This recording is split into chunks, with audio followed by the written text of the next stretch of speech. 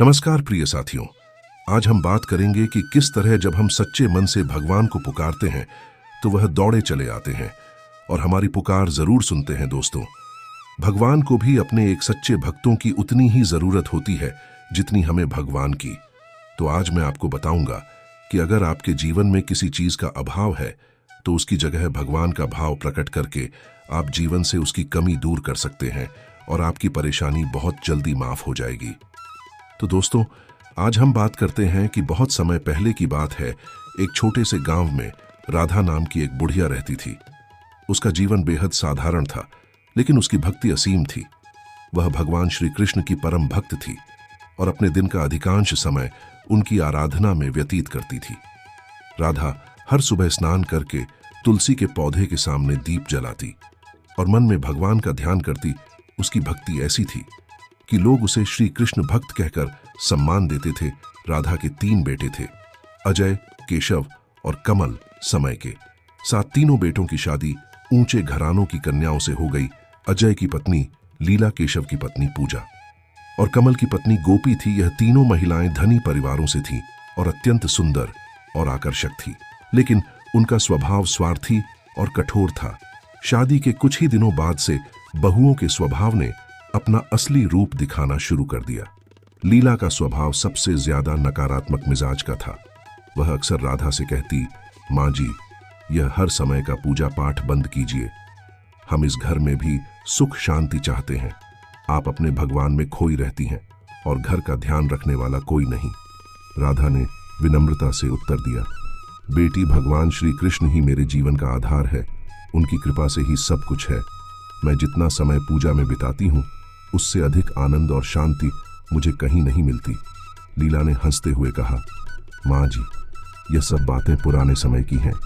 आजकल जीवन में आगे बढ़ने के लिए इन सब चीजों का त्याग करना पड़ता है।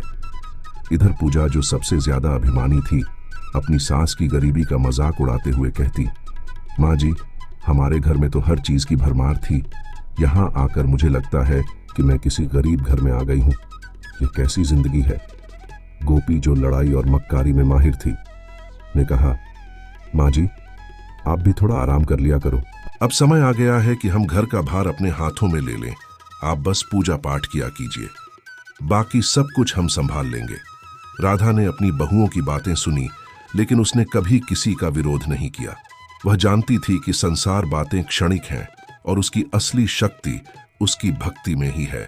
वह चुपचाप भगवान श्री कृष्ण की पूजा में लगी रहती, लेकिन बहुओं का असंतोष धीरे धीरे बढ़ता गया। एक दिन तीनों बहुओं ने आपस में बैठक की। लीला ने सबसे पहले अपना गुस्सा व्यक्त किया, अब और बर्दाश्त नहीं होता। हम क्यों इस तरह से गरीबी में घुट घुट कर जिए। हमें अपने पतियों से अलग होने की बात करनी होगी। माँ जी को अलग कर देना ही सबसे अच्छा उपाय है। पूजा ने सिर हिलाते हुए कहा, हाँ दीदी, तुम्हारी बात बिल्कुल सही है। हमें अपनी माँ जी से अलग रहना चाहिए, तभी हम अपने जीवन का आनंद ले सकते हैं। गोपी ने चालाकी से सुझाव दिया, लेकिन हमें यह काम बड़ी सावधानी से करना होगा। हमें अपने पतियों को इस तरह से मनाना होगा कि वे खुद ही माँ जी से अलग होने का निर्णय ले। तीनों ने अपने अपने पतियों से बात करने की योजना बनाई। उस रात जब अजय, केशव और कमल घर लौटे तो उनकी पत्नियां रोने लगीं और अपने दुख सुनाने लगी। लीला ने अजय से कहा, देखो अजय, मैं इस घर में और नहीं रह सकती। तुम्हारी माँ के साथ रहना मेरे लिए असंभव हो गया है। मैं चाहती हूं कि हम अलग हो जाएं और अपने घर में सुख शांति से रहे। अजय, जो अपनी पत्नी से बेहद प्यार करता था, उलझन में पड़ गया। उसने कहा, लेकिन माँ को अकेला छोड़ना ठीक नहीं है। वह इस उम्र में अकेले कैसे रह पाएगी। फिर इधर पूजा ने केशव से कहा, तुम्हारी माँ ने तो हमारा जीवन नर्क बना दिया है। अगर तुमने फैसला नहीं लिया तो मैं तुम्हें छोड़कर चली जाऊंगी। केशव भी अपनी पत्नी की बातों से परेशान हो गया। उसने सोचा, माँ को अकेला छोड़ना गलत होगा, लेकिन पत्नी के बिना मैं कैसे रहूंगा। गोपी ने कमल से कहा, तुम्हें अपनी माँ के प्रति बहुत ज्यादा जिम्मेदारी निभाने की कोई जरूरत नहीं है। हम अलग होकर भी उन्हें देख सकते हैं, लेकिन एक साथ रहने से हम सब दुखी रहेंगे। कमल, जो हमेशा अपनी पत्नी की बात मानता था, उसने भी इसे सही समझा और तीनों भाइयों ने अपनी माँ के पास जाकर उसके सामने प्रस्ताव रखा। अजय ने माँ से कहा, माँ, हम सोच रहे हैं कि अब हमें अलग हो जाना चाहिए। हमने बहुत कोशिश की, लेकिन अब और नहीं हो सकता। हम तुम्हारे लिए एक छोटा सा हिस्सा छोड़ देंगे जिससे तुम अपनी पूजा पाठ कर सको। राधा ने अपने बेटों की बातें सुनी और उसका दिल टूट गया। उसकी आंखों में आंसू आ गए, लेकिन उसने अपने दुख को छिपाते हुए कहा, बेटा, अगर यही तुम्हारी इच्छा है तो मैं इसे स्वीकार करती हूं। मेरे लिए भगवान श्री कृष्ण ही सब कुछ है और उनका आशीर्वाद मेरे साथ है। तुम सब सुखी रहो, यही मेरी प्रार्थना है। फिर संपत्ति का बंटवारा हुआ और राधा को एक छोटा सा हिस्सा मिला। वह छोटे से घर में अकेली रहने लगी। उसका जीवन कठिन था, लेकिन वह संतुष्ट थी क्योंकि उसकी भक्ति ही उसका सबसे बड़ा सहारा थी। वह हर दिन तुलसी की पूजा करती, अपने छोटे से घर में भगवान का ध्यान लगाती और यही सोचती कि उसके बेटे सुखी रहे। इस बीच भगवान श्री कृष्ण राधा की असीम भक्ति से प्रसन्न होकर साधारण मनुष्य का रूप धारण करके उसके दरवाजे पर आए। उनके चेहरे पर करुणा की आभा थी और उनकी आंखों में दिव्यता की चमक। उन्होंने राधा से कहा, मां, मैं एक यात्री हूं, मुझे कुछ समय के लिए आवास चाहिए। क्या आप मुझे अपने घर में ठहरने की अनुमति देंगी? राधा ने उनके चरण स्पर्श करते हुए कहा, आप तो स्वयं भगवान का रूप है, मेरे घर में आपका स्वागत है। भगवान श्री कृष्ण ने उसे एक बीज दिया और कहा, मां, यह बीज तुम्हें भूख से बचाएगा। जब भी भूख लगे इसे ग्रहण करना, तुम्हारा पेट भर जाएगा। राधा ने भगवान को धन्यवाद दिया और उसे ग्रहण किया। उसकी भक्ति ने उसे संतोष और शांति दी। लेकिन इधर तीनों बहुओं के मन में एक बार फिर से षड्यंत्र का बीज अंकुरित हुआ। लीला ने कहा, यह कैसे संभव है कि मां जी अब भी इतनी तंदुरुस्त और खुशहाल है? जरूर कुछ गड़बड़ है, हमें इसका पता लगाना होगा। पूजा ने कहा, हाँ दीदी, यह हमें जानना होगा कि आखिर मां जी को यह शक्ति कहां से मिली है। गोपी ने चालाकी से कहा, मुझे लगता है कि यह सब तुलसी के कारण है। वह तुलसी का पौधा जो मां जी की सबसे प्रिय चीज है, अगर हम उसे नष्ट कर दें तो मां जी की ताकत भी खत्म हो जाएगी। तीनों बहुओं ने एक षड्यंत्र रचा। एक दिन जब राधा अपने भगवान की पूजा के लिए बाहर गई हुई थी तो तीनों बहुएं उसके घर में घुस गई। लीला ने घर के साथ सारे सामान को उठाकर नाली में फेंकना शुरू कर दिया। पूजा ने कहा, देखो, अब इस घर में कुछ भी नहीं बचा। मां जी अब कैसे जीवित रहेंगी? गोपी ने तुलसी के पौधे को उखाड़कर नाली में फेंक दिया और बोली, अब देखो, मां जी की शक्ति खत्म हो जाएगी। लेकिन जैसे ही उन्होंने तुलसी का पौधा नाली में फेंका, उसी क्षण उन पर महापाप का असर शुरू हो गया। उनके शरीर में अजीब सा बदलाव आने लगा और देखते ही देखते वे तीनों भिखारी बन गई। वे चिल्लाने लगी, यह क्या हो गया? हम भिखारी क्यों बन गई? उनकी आवाजें अब घुरघुरा जैसी हो गई थी और वे इंसानी शब्द बोलने में असमर्थ थी। जब वे घर लौटी तो उनके बच्चे भी उन्हें पहचान नहीं पाए। बच्चे डरकर अपने पिता से कहने लगे, पिताजी, यह भिखारी हमारे घर में क्यों आई हैं? इन्हें बाहर निकालिए पतियों को। जब सच्चाई का पता चला तो वे घबरा गए। वे भागते हुए अपनी मां के पास पहुंचे और उसकी माफी मांगने लगे। अजय ने कहा, मां, हमने बहुत बड़ी गलती की है। हमारी पत्नियां अब भिखारी बन गई हैं। कृपया हमें माफ कर दो और हमारी सहायता करो। राधा ने अपनी बहुओं की दयनीय स्थिति देखी और उसकी आंखों में आंसू आ गए।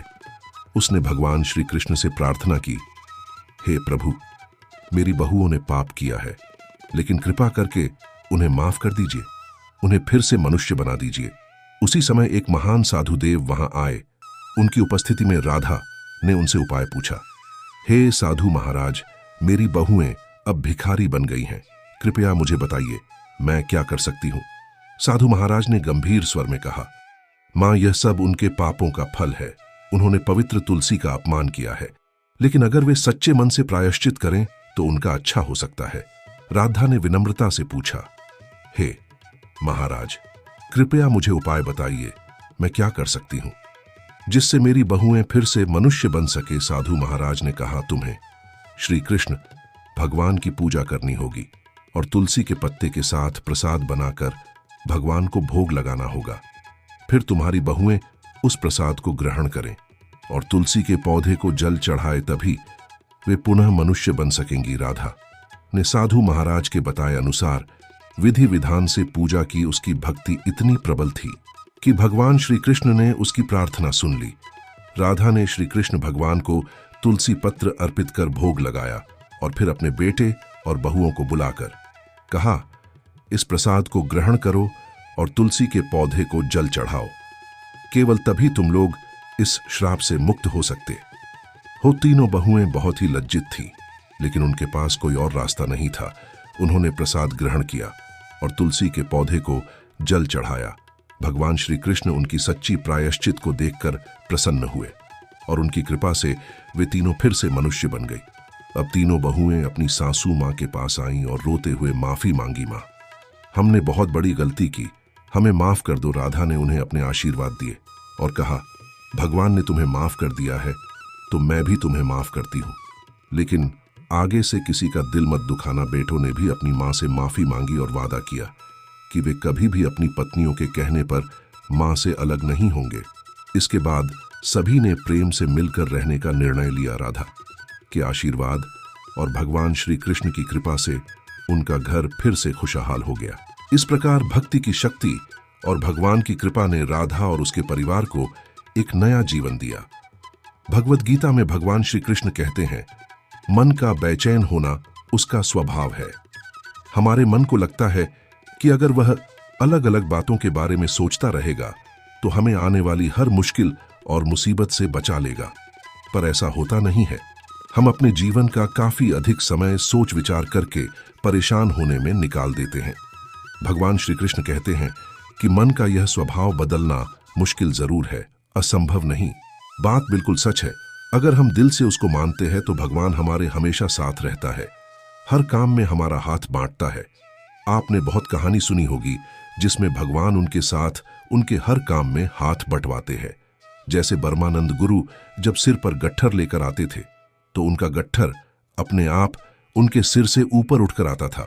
उसी प्रकार कृष्ण भक्त जनाभाई जब घर का काम करती थी और काम करते समय भगवान के भजन करती थी, तो जब वह थक जाती थी तो उसका आधा काम खुद भगवान करते थे।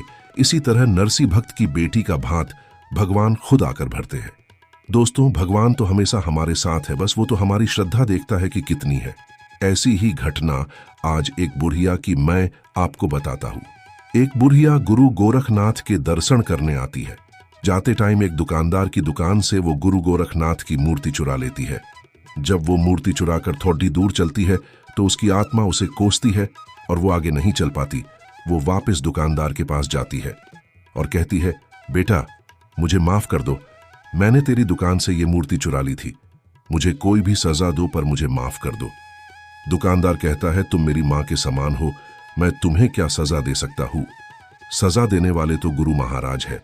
जब तुम ये मूर्ति चुरा कर ले गई थी तो तुम्हारा बटुआ यही रह गया था जिसमें 2000 रुपए थे। उसकी कृपा हो तो कोई किसी का कुछ नहीं बिगाड़ सकता। उसके बाद बूढ़ी माँ कहती है, मैं ये पैसे तुझसे नहीं लूंगी, ये पैसे तेरे हैं।